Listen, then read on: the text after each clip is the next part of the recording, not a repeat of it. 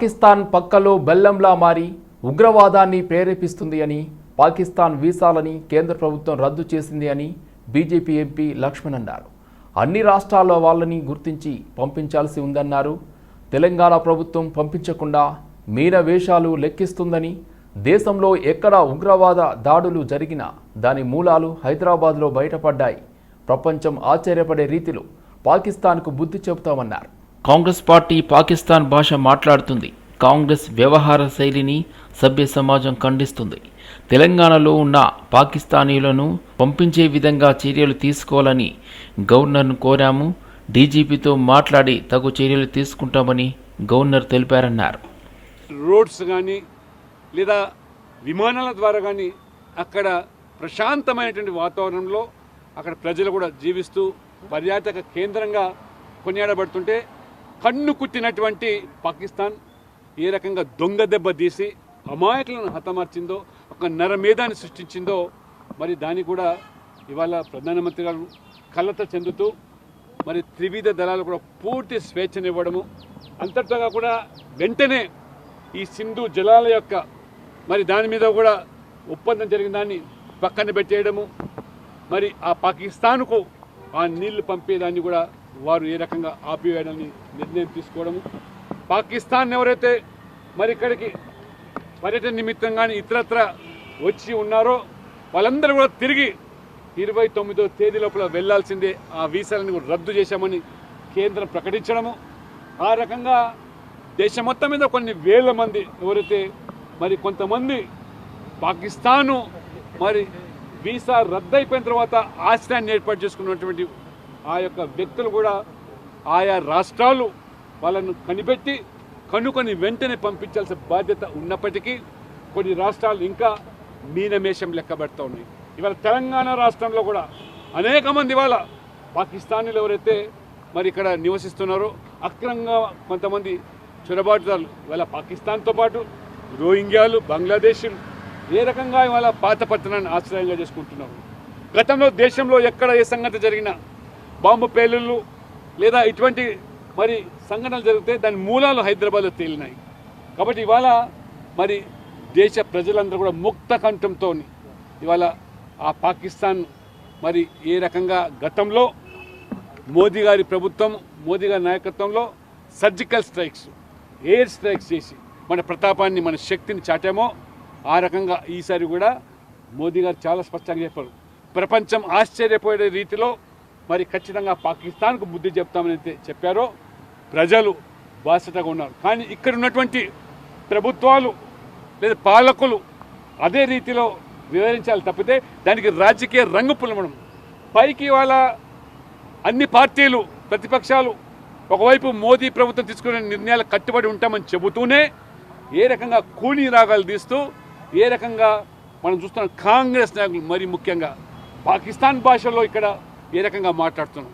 పాకిస్తాన్ యొక్క మరి ఆ ఉండేటువంటి ఆ మిలిటరీలో కానీ ఆ పాలకులో మాట్లాడే భాషని ఇక్కడ మాట్లాడుతూ మరి మొన్న 2 రోజుల క్రితం ఉత్తరప్రదేశ్ కాంగ్రెస్ అధ్యక్షుడు ఏ రకంగా హవేళన చేస్తూ ఉన్నాడు. ఇవాళ మనం ఈ రకంగా రఫేల్స్ మరి కొనుగోలు చేసినటువంటి దానిని రాజ్నాథ్ సింగ్ గారు మరి ఒక రక్షణ మంత్రిగా మరి ఉత్తరప్రదేశ్లోనే ఏ రకంగా మొన్న వాటి యొక్క మరి మరి విన్యాసాలను ప్రదర్శించి పాకిస్తాన్కే కాదు అందరికీ కూడా చాటి చెప్పడం మనం శక్తివంతమైన దేశం.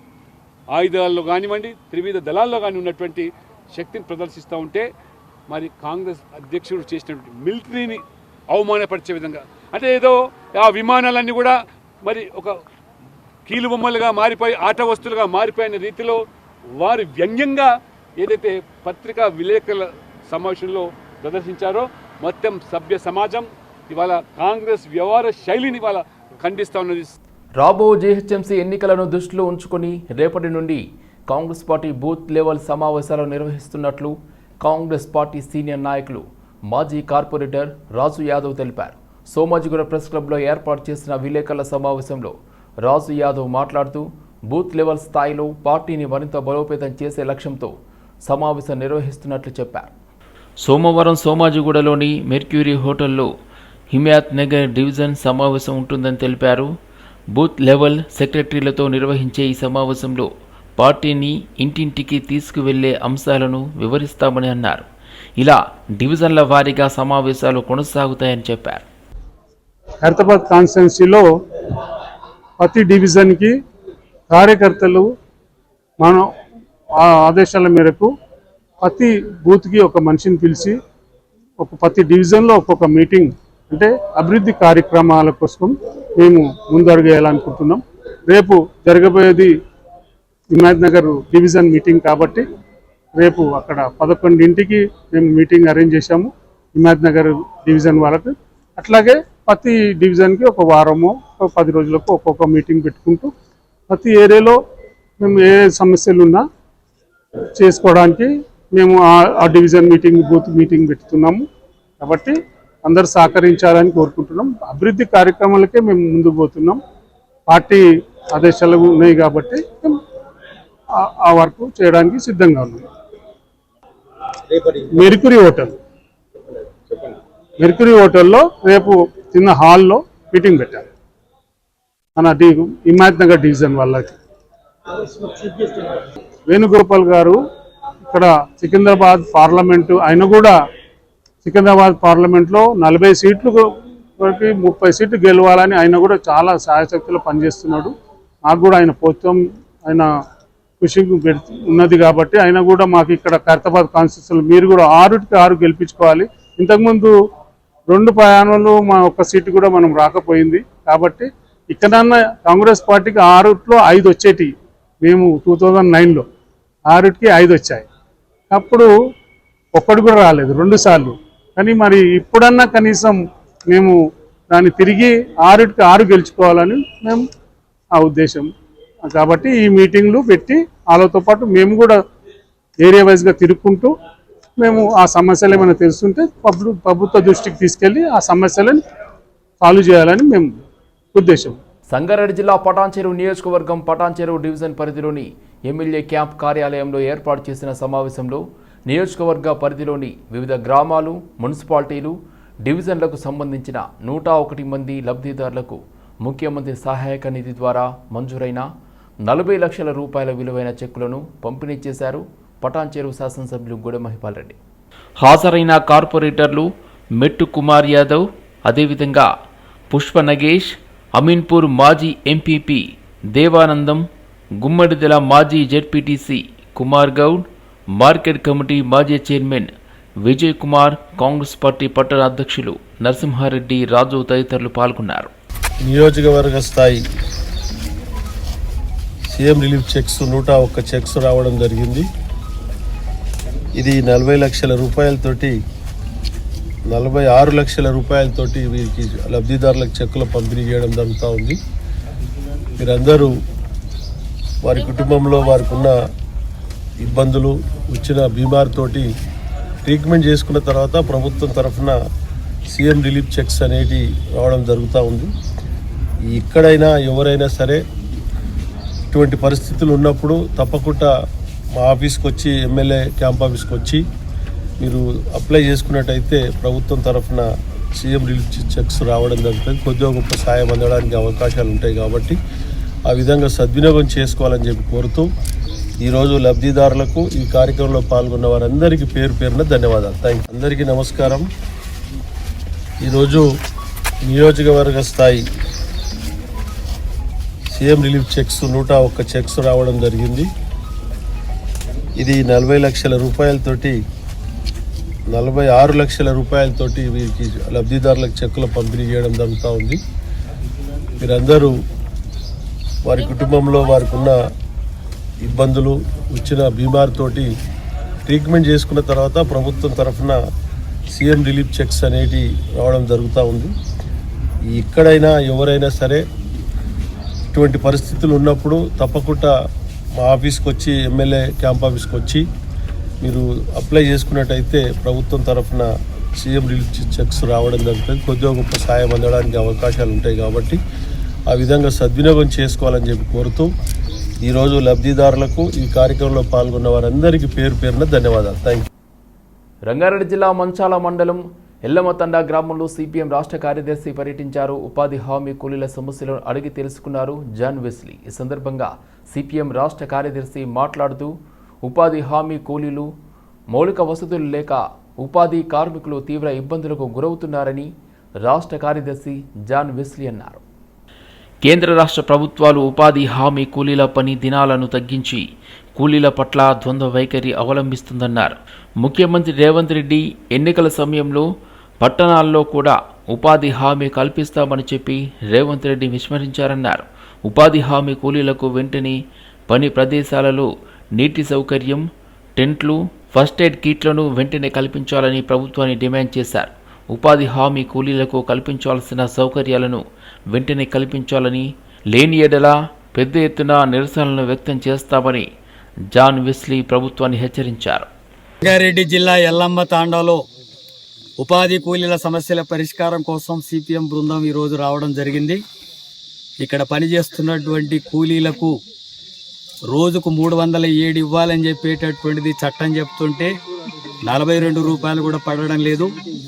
ఎండలకు పనిచేస్తున్నారు, భూమి గట్టిగా ఉంది.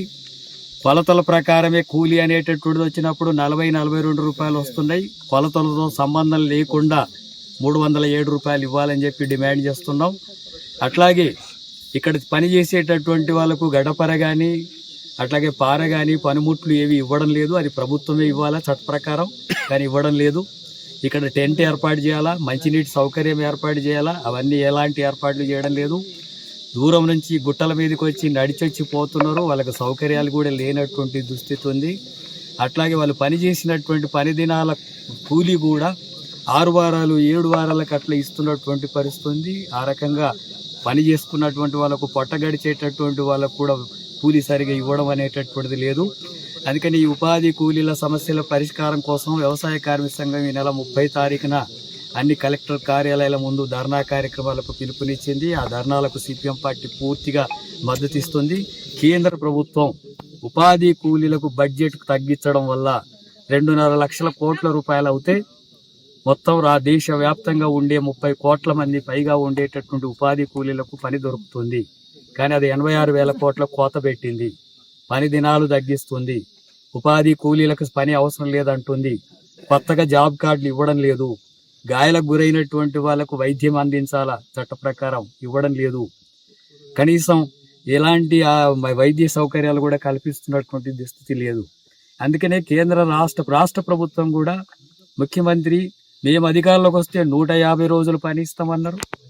అట్లాగే పట్టణాల్లో ఉండే కూలీలకు కూడా ఉపాధి పని కల్పిస్తామన్నారు. కానీ ఇప్పుడు ఆ ఊసే ఎత్తడం లేదు. ఆయన అంటున్నాడు బడ్జెట్ లేదు, ఇప్పుడు మీరు సమ్మెలు చేయకూడదు, పోరాటాలు చేయకూడదు అంటున్నాడు. ఎన్నికలకు ముందేమో ఒకటి మాట్లాడి ఇప్పుడు ఎన్నికల్లో అధికారులకు వచ్చిన తర్వాత పెత్తదారులకు, డబ్బున్న వాళ్ళకు, భూస్వాములకు అనుకూలమైనటువంటి పద్ధతులు మాట్లాడుతున్నాడు. ఇలాంటి వాళ్ళను ప్రజలు చూశారు. ఇటువంటి వైఖరి తీసుకుంటే ప్రభుత్వాలు గద్దె దిగాల్సినటువంటి పరిస్థితి వస్తుంది. ప్రజలు దలుచుకుంటే తప్ప ఇంకోటి లేదు. ఇప్పటికైనా కేంద్ర రాష్ట్ర ప్రభుత్వాలు ఉపాధి కూలీల సమస్యల పరిష్కారం కోసం ప్రభుత్వం వెంటనే చర్యలు తీసుకోవాలా, లేకపోతే పెద్ద ఎత్తున పోరాటానికి పూనుకుంటామని చెప్పి హెచ్చరిస్తున్నాను. నాగోలు సాయినగర్ గుడిసెల వద్ద ప్రమాద స్థలాన్ని ఎల్బీ నగర్ ఎమ్మెల్యే దేవిరెడ్డి సుధీర్ రెడ్డి పరిశీలించారు. ప్రమాదంలో గుడిసెలు కోల్పోయిన బాధితులను ఓదార్చి అండగా ఉంటానని భరోసానిచ్చారు ఎమ్మెల్యే సుధీర్ రెడ్డి. ప్రభుత్వం వెంటనే బాధితులకు 10 లక్షల రూపాయలు అందించి ఆదుకోవాలని డిమాండ్ చేశారు. సాయినగర్ లో అంతా పేద ప్రజలు ఉన్నారు. పాపం షార్ట్ సర్క్యూట్ వల్ల ఒక గుడిసె అంటుకొని దాదాపు 108 గుడిసెలు ఈ రోజు అంటుకోవడం వల్ల దాదాపు 8 సిలిండర్లు వెళ్ళి మొత్తం వ్యాప్తి చెందే పరిస్థితి ఉండేది. దాదాపు ఇక్కడ 600 కుటుంబాలు నివసిస్తున్నారు. అంతా పిల్ల పాపలతో ఉంటున్నారు. కానీ అగ్నిమాపక దళం సరైన టైంలో వచ్చి వాళ్ళకంతా కంట్రోల్ చేయడం వల్ల ఇలా నిజంగా సిచ్యువేషన్ కంట్రోల్కి వచ్చింది. కానీ పాపం కాలిపోయిన వాళ్ళ అందరూ సర్వస్వం కోల్పోయింది. అలా డబ్బులు పోయినాయి, బంగారం పోయింది, పాత్రలు పోయినాయి, ఇంట్లో ప్రభుత్వం ఇచ్చిన పట్టాలు కూడా పోయినాయి. అన్ని పోవడం వల్ల తీవ్రమైన నష్టం ఏర్పడ్డది. కాబట్టి ప్రభుత్వం వీళ్ళ పట్ల నిజంగా కూడా దయ చూపెట్టి తలా 10 లక్షల రూపాయలు ఎక్స్గ్రేషియా వాళ్ళకి ప్రకటించాలని చెప్పి కోరుకుంటూ, అట్లనే కాలిపోయిన పట్టాలని మన డూప్లికేట్ కాపీ వాళ్ళకి అందజేయాలని చెప్పి కోరుకుంటున్నాం. 10 లక్షల రూపాయలు ఏమని చెప్పేసి అంటున్నాం. ఇప్పుడు ఆల్రెడీ పోలీసు వాళ్ళు భోజనాలు ఏర్పాటు చేసిండు. ఏది మన సాయినగర్ కమ్యూనిటీ వాళ్ళు పొద్దున మధ్యాహ్నం సాయంత్రం భోజనాలు అయిపోగానే మరి తక్షణ సాయం టెంపరరీ ఒక 50,000 లక్ష రూపాయలు ఇచ్చి దాని తర్వాత ఒక 9 లక్షల రూపాయలు సరిపోతుంది. బీఆర్ఎస్ ప్రభుత్వం పూర్తిగా పేద ప్రజలకు అండగా ఉంటుందని చెప్పి కాలిపోయినా మేము కూలి చేసుకుని బతికే వాళ్ళం. మేము మాకేం 3 పిల్లలు ఉన్నారు. మాది ఏం పట్టలు ఆధార్ కార్డులు మొత్తం పేపర్ మొత్తం కాలిపోయినాయి. ఏదైనా చేసి మీరే చేయాలి, మాకు న్యాయం చేయాలంటే మీరే చేయాలి. మాది మొత్తం కాలిపోయినాయి. పిల్లలు కూలి చేసుకుని మేము బతికే వాళ్ళం. 2 బంగారం ఉండే, అది 50 అది ఏమంటే 2 ఉండే, మొత్తం కాలిపోయినాయి. పట్టాలు మొత్తం కాలిపోయినాయి. పిల్లలది ఒక బట్ట ఒక గిలాస్ ఒక్కరు మొత్తం కాలిపోయినాయి. ఒక్క గ్లాస్ కూడా దొరకలే మాకు. ఏదైనా చేయాలంటే మీరే న్యాయం చేయాలి మా వాళ్ళకంటే అందరికి. అది ఏడంటే ముందు ఏం కదనో నాకు తెలియదు. నా తమ్ములన్నీ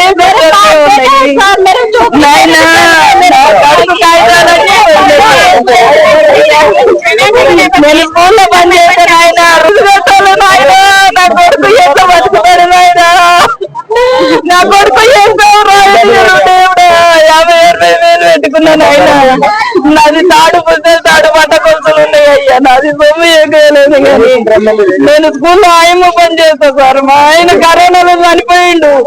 నా కొడుకు కాలేజ్ చేస్తుండు. ఒక్కడే కొడుకు. నా కొడుకు కాలేజీ పోయిండు. నేను రోడ్డు మీదికి పోయినా. నేను వచ్చే వరకే గుడిసెలన్నీ పాడైపోయింది. కట్టుబట్టతోనే వెళ్ళాము. मेरे 5 बेटे हैं सर. मेरे 2 तोले सोना गया. 20,000 रख ली थी सर. मैं झूठ नहीं बोल रही. 20,000 है. मेरे 2 तोले सोना है. हंडी बर्तन पूरा आधार का सब टिकट पूरा जल गया सर. मेरे कुछ भी नहीं है. हमें गोदाम में काम करते सर. मेरे देखो छोटे 5 बेटे हैं सर. मेरे नहीं हम शोहर दोनों काम करते, फोन भी नहीं करते सर. बच्ची की शादी के बोल के रखे पैसे भी जल गए सर. मेरे पैसे पूरा बर्बाद हो गया. हमें पत्ता भी नहीं मिला सर. पहले से गुस्सा जल गया, बर्बाद हो गया. अब भी बर्बाद हो गया सर. कुछ भी नहीं है सर. हमें कुछ भी मदद करो. हमें गुस्सा नहीं होना, घर बना कर जो जरा. Avanthi group of college Abdullapurmet మండల కేంద్రం గుంతపల్లిలో ఉన్న అవంతి ఇంజనీరింగ్ కళాశాల 20వ వార్షికోత్సవం ఘనంగా నిర్వహించారు. కళాశాల చైర్మన్ అవంతి శ్రీనివాస్. ఈ కార్యక్రమానికి ముఖ్య అతిథిగా తెలంగాణ రాష్ట్ర ఉన్నత విద్యా మండలి చైర్మన్ బాలకృష్ణయ్య హాజరయ్యారు. ఈ సందర్భంగా ముఖ్య అతిథిగా మాట్లాడుతూ అవంతి గ్రూప్ ఆఫ్ ఇన్స్టిట్యూషన్స్లో విద్యార్థులకు చదువుతో పాటు అన్ని రంగాల్లో కూడా రాణించే విధంగా తీర్చిదిద్దడం జరుగుతుందని, విద్యార్థులు గ్లోబల్ స్థాయికి తీసుకెళ్లే విధంగా విద్యార్థులను మరింత తీర్చిదిద్దాలని అన్నారు. ఈ కార్యక్రమంలో విద్యార్థులు చేసినటువంటి సాంస్కృతిక కార్యక్రమాలు అందరినీ అలరించాయి. రెడ్డి గారికి Telangana state council of higher education chairman గారు వారు మొట్టమొదటిసారిగా మా కాలేజీ క్యాంపస్కి వచ్చినందుకు మన గుంతపల్లి ఇంజనీరింగ్ కాలేజీ మా స్టాఫ్ తరఫున, ప్రిన్సిపల్స్ తరఫున, మా అవంతి ఫ్యామిలీ తరఫున వారికి ధన్యవాదాలు తెలియజేసుకుంటూ, ముఖ్యంగా గౌరవ ముఖ్యమంత్రి గారు రేవంత్ రెడ్డి గారు వారికి మంచి చాయిస్ స్టేట్ కౌన్సిల్ ఆఫ్ తెలంగాణకి వారు చైర్మన్గా పెట్టడం, వారు ఎంతో హానెస్టీ నిబద్ధత కలిగినటువంటి ఒక మేధావి. మరి తప్పనిసరిగా వారి నాయకత్వంలో, బాలకృష్ణ రెడ్డి గారి నేతృత్వంలో మరి హైయర్ ఎడ్యుకేషన్ మరి ఉన్న యూనివర్సిటీలు కానీ, ఉన్న డిగ్రీ కాలేజీలు కానీ, ఇంజనీరింగ్ కాలేజీలు కానీ అన్నీ కూడా వారి అండర్లో ఉంటాయి. వారి నాయకత్వంలో తప్పనిసరిగా రాష్ట్రంలో విద్య మరొక మెట్టికి వెళుతుంది అని చెప్పడంలో ఎలాంటి సందేహం లేదు. ఎందుకంటే అలాంటి కమిట్మెంట్ ఉన్నటువంటి వ్యక్తి ఆయన, ఒక నిబద్ధత ఉన్న వ్యక్తి. మరి గతంలో వారు నల్సార్ లా ప్రొఫెసర్గా చేసినా కూడా దేశవ్యాప్తంగా మంచి పేరు ప్రతిష్టలు ఉన్నటువంటి వ్యక్తి ఆయన. మరి తప్పనిసరిగా 20 సంవత్సరాలు అయింది ఇంజనీరింగ్ కాలేజీ పెట్టి మన హైదరాబాద్ మండలం అబ్దుల్లాపూర్ మెట్ మన గుంతపల్లి విలేజ్ లో. ఈ 20 సంవత్సరాల కాలంలో మరి ఎంతో మంది విద్యార్థులకి విద్యను కల్పించడం, మరి హైదరాబాద్ లో పెట్టి 34 సంవత్సరాలు అయింది. 34 సంవత్సరాల కాలంలో మరి సుమారు 5 లక్షల మంది విద్యార్థులు చదువు చెప్పి వాళ్ళ దేశ విదేశాల్లో ఉద్యోగ ఉపాధి అవకాశాలు కల్పించే అవకాశం నాకు కలగడం అదృష్టాన్ని భావిస్తూ, సో గతంలో కానీ ఇప్పుడు కానీ 2 రాష్ట్రాల్లో కూడా మరి విద్యార్థులు కానీ, వారి తల్లిదండ్రులు కానీ, అలాగే సార్ లాంటి పెద్దలు, శ్రేయబులర్స్ కానీ మరి చాలా మంది ఎంతో వారి సహకారం అందించారు. ఇప్పుడు ఈ సంవత్సరం మరి వారి ఆధ్వర్యంలో ఇవాళ అటానమస్ అవ్వడం కూడా మాకు చాలా సంతోషం. మరి రాబోయే రోజుల్లో ఈ కళాశాలను యూనివర్సిటీ స్థాయికి తీసుకెళ్లి మరింత మెరుగైనటువంటి నాణ్యమైన విద్యని అందించడానికి మరి పెద్దల సలహా సూచనల మేరకు, అలాగే దానితో పాటు వాళ్ళ ఒక సోషల్ సర్వీస్ రెస్పాన్సిబిలిటీ ఉంటుంది, కార్పొరేట్ సోషల్ అలా అకాడమిక్ సోషల్ రెస్పాన్సిబిలిటీ ఉండాలని వారు చెప్పడం జరిగింది. చాలా మంచి విషయం. ఆల్రెడీ గతం నుంచి మేము చేస్తున్నాం. రాబోయే రోజుల్లో మరి బాలకృష్ణ గారి స్ఫూర్తితోటి మరింత సోషల్ రెస్పాన్సిబిలిటీ తీసుకుని తప్పనిసరిగా మరి సమాజానికి ఉపయోగపడే విధంగా మన సమాజానికి, ప్రస్తుత సమాజానికి, రాబోయే సమాజానికి ఉపయోగపడే విధంగా విద్యార్థుల్ని తీర్చిదిద్దడంలో మరి అవంతి కళాశాల ఎప్పుడు ప్రముఖ పాత్ర పోషించింది. గతంలో రాబోయే రోజుల్లో కూడా పోషిస్తుందని తెలియజేసుకుంటూ మరి వారి ప్రత్యేకంగా ఈ కార్యక్రమం కోసం మరి పొద్దున్న దూరం వచ్చినందుకు వారికి మరి ధన్యవాదాలు తెలియజేసుకుంటూ సెలవు తీసుకుంటాం. ఈ అవంతి గ్రూప్ ఆఫ్ ఇన్స్టిట్యూషన్స్ వాళ్ళ యొక్క ఈ 20 సంవత్సరాల సెలబ్రేషన్ సందర్భంగా నన్ను చీఫ్ గెస్ట్ గా పిలవడం జరిగింది. నిజానికి కూడా ఈ గ్రూప్ ఆఫ్ ఇన్స్టిట్యూషన్స్ ఎంతో నాట్ ఓన్లీ ఎడ్యుకేషన్ ఒకటే కాకుండా అదర్ ఎక్స్ట్రా కరిక్యులర్ యాక్టివిటీస్ అనుకోండి, సమాజ సేవలో కూడా కొన్ని విలేజెస్ ను అడాప్ట్ చేసుకొని వాళ్ళకి కావాల్సినటువంటి రిక్వైర్మెంట్స్ తీర్చుతున్నామని ఇంతకుముందే నేను వినడం జరిగింది. వాళ్ళ నిజంగా అభినందిస్తున్నాను ఇట్లాంటి యాక్టివిటీస్. ఇంతకుముందు వాళ్ళకు ఇంకొకటి ఏం చెప్పానంటే నెక్స్ట్ 5 years 10 years ఛాలెంజెస్ ఉంటాయి ఎడ్యుకేషన్ లో. ఈ ఇన్స్టిట్యూషన్స్ మీరు కూడా ప్రిపేర్ కావాలి. వాళ్ళు ఆల్రెడీ ఉంది, బట్ ఇంకా మంచిగా ప్రిపేర్ కావాలి. స్టూడెంట్స్ ను కూడా గ్లోబల్ ప్లేస్మెంట్స్, గ్లోబల్ ఆపర్చునిటీ వచ్చే విధంగా తీర్చిదిద్దాలని వాళ్ళకి రిక్వెస్ట్ చేయడం జరిగింది. థ్యాంక్ యూ అండి. Thank you one. శ్రీలింగంపల్లి నియోజకవర్గం అల్విన్ కాలనీ డివిజన్లోని పలు కాలనీలో 2,50,00,000 రూపాయలతో నిర్మించబోయే సీసీ రోడ్ల పనులకు స్థానిక డివిజన్ కార్పొరేటర్ దొడ్ల వెంకటేష్ గౌడ్తో కలిసి శ్రీలింగంపల్లి ఎమ్మెల్యే అరికపూడి గాంధీ శంకుస్థాపన నిర్వహించారు. ఈ సందర్భంగా ఎమ్మెల్యే మాట్లాడుతూ రోడ్లు, సంక్షేమ పథకాల కోసం కాంగ్రెస్ ప్రభుత్వం ఎనలేని కృషి చేస్తుందని తెలుపుతూ అల్విన్ కాలనీ డివిజన్లో 90% పనులు పూర్తయ్యాయని, మిగతా పనులను కూడా పూర్తి చేస్తామన్నారు. ఈ కార్యక్రమంలో యువనేత దొడ్ల రామకృష్ణ గౌడ్, సమ్మారెడ్డి తదితరులు పాల్గొన్నారు.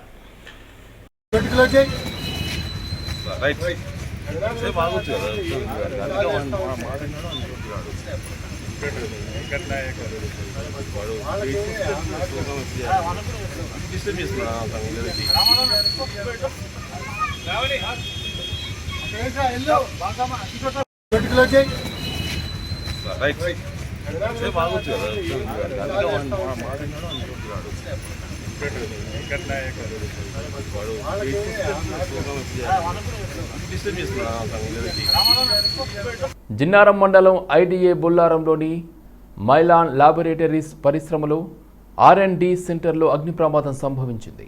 ఫైర్ సిబ్బంది మంటలను అదుపు చేశారు. ఎలాంటి ప్రాణ నష్టం జరగలేదు. స్వల్ప ఆస్తి నష్టం జరిగినట్లు అధికారులు తెలిపారు. షార్ట్ సర్క్యూట్తో ప్రమాదం జరిగినట్లు సమాచారం.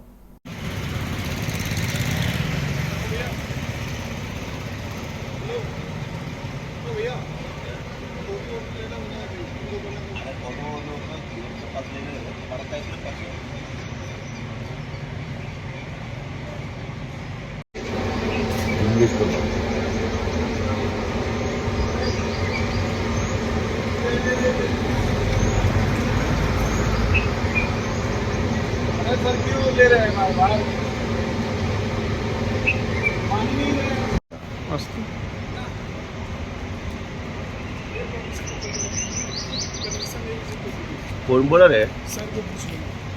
कौन बात किए रे? मोटरसाइकिल बस आपसे बात की है हम लोग को. రాజనగర్ సర్కిల్ మైలార్దేవుపల్లి డివిజన్ ఇందిరాగాంధీ సొసైటీలో రోడ్డు ఆక్రమించి స్థానికుల రాకపోకలకు అడ్డుగా భారీ ప్రహారీ గోడ నిర్మించారు. దీంతో ఇందిరాగాంధీ సొసైటీలో నివసించే ప్రజలు హైడ్రా అధికారులకు ఫిర్యాదు చేయగా హైడ్రా అధికారులు ఈరోజు భారీ పోలీసు బందోబస్తు మధ్య గోడను కూల్చివేసి ప్రజలకు రహదారిని ఏర్పాటు చేశారు. అధికారులు గోడను కూల్చే సమయంలో ఇది మా స్థలం అంటూ కొందరు హైడ్రా అధికారులను అడ్డుకునే ప్రయత్నం చేశారు. దీంతో వాగ్వాదం చోటు చేసుకుంది. సంఘటనా స్థలంలోనే ఉన్న పోలీసులు కేసు నమోదు చేసి దర్యాప్తు చేస్తున్నారు. మరోవైపు వెంటనే తమ ఫిర్యాదు మేరకు స్పందించిన హైడ్రా అధికారులతో పాటు ముఖ్యమంత్రి రేవంత్ రెడ్డికి స్థానిక సొసైటీ సభ్యులు కృతజ్ఞతలు తెలిపారు. हमारा ये भाषा क्या बात कर रहे भाई? तुम किससे बात कर रहे हो? क्या कर लेते? क्या मारते? क्या मारते? नहीं भाई, भाई साहब मारते क्या? आप मारते हो? कौन बोला मारते? बोले आप क्या करके तुम्हारा करके जा रहे हो? क्या बोले तुम्हारे घर पे? तुम्हारे किसको बोलते हैं? तुम्हारा किसको बोलता है? जमीन रजिस्टर्ड जमीन है. क्या रोड कहाँ है बताओ मेरे को. किधर रोड है? नहीं किधर है? तो रोड नहीं है, रजिस्टर्ड प्रॉपर्टी है। इन लोगों को भी मालूम है क्या जो तुम्हारे तो क्या तुम्हारा इंटरनल वो जो थी वही है, तुम्हारा कुछ भी नहीं है इसमें। लेआउट बनने के बाद लेआउट नहीं बनी, लेआउट नहीं है। ऐसा है घर कैसा है खराब बोल, तो वो वहाँ तक ही है, वो कैसा रहता हाँ वो वहाँ तक ही है। दिखाई सो आपके वहाँ पर लेआउट दिखाओ। हाँ जी, तो तुम्हारे घर पे बुलडोजर चले ना, जब मालूम होगा इलीगल तो मेरा भी लेते हैं, ले लो। पहले तो तुम्हारे घर पे चले ना बुलडोजर, हमारे जैसा कब्जा करे नहीं कब्जा नहीं है, कब्जा नहीं है, कब्जादार है, कब्जादार नहीं है। कब्जा कैसा बनता है? कौन बोला जी कब्जादार है? कैसा खरीद करते हैं? कैसा क्या आप बोल दिया तो कब्जा हो गया क्या? इन्होंने बोल दिया तो कब्जा हो गया क्या? पूछ रहा हूँ, यहाँ पर लेआउट है, घर का है, आप देखे आपने कोई भी कब्जा नहीं है, फालतू के तुम लोग काम। सर थोड़ा सा भाषा को, अपना भाषा को कंट्रोल पे रखिए। कौन सी भाषा गलत बात करे? नहीं, तुम्हारा ताकत तो तुम्हारा ये क्या है भाषा? तुम्हारी ताकत ही శ్రీకాంత్ అన్న, నేను ఇందిరాగాంధీ హౌసింగ్ రెసిడెన్షియల్ దాంట్లో ఉంటాను. యాక్చువల్లీ మా ఇందిరాగాంధీ హౌసింగ్ సొసైటీకి అసలు రోడ్ అనేది లేదు, ఉన్న రోడ్ వచ్చేసి ఇది ఒకటే.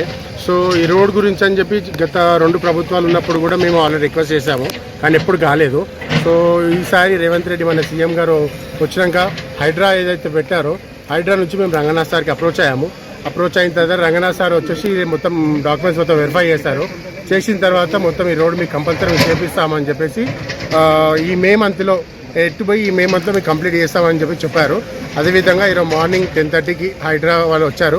వచ్చి రోడ్ అనేది మొత్తం వెరిఫై చేసేసి దాని తర్వాత రోడ్ అనేది మొత్తం గోడ ఏదైతే కట్టారో ఆ గోడ మొత్తం కూలగొట్టారు. ఇక్కడున్న మా ఎవరైతే హౌసింగ్ మెంబర్స్ ఉన్నారో వాళ్ళకి అంబులెన్స్ కూడా వెళ్ళడానికి రోడ్ లేదు. కాబట్టి ఈ రోడ్ చేసినందుకు హైడ్రాకి ప్లస్ మన సీఎం రేవంత్ రెడ్డి సార్కి చాలా కృతజ్ఞతలు.